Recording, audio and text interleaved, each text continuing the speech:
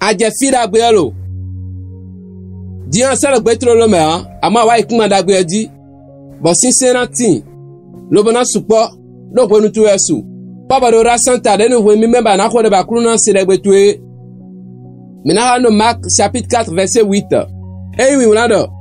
De volé je ikun dagbe jibo wu. Bo hwan. Bo nu kundo pona mon koton donu gban.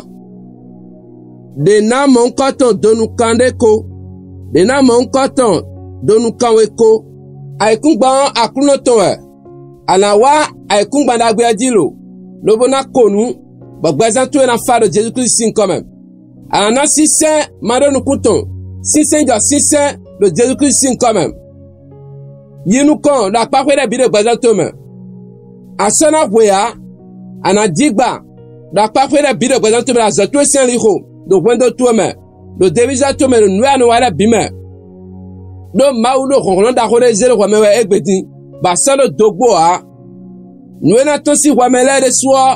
Yena pa susunu mawu do inkoto sitame. Vitu e vivu vitikitole e namo da gbe to lo bonandu. Do Jesus Christ in come. Ze kwa de we nu mawu lo ba no du jiro la beji.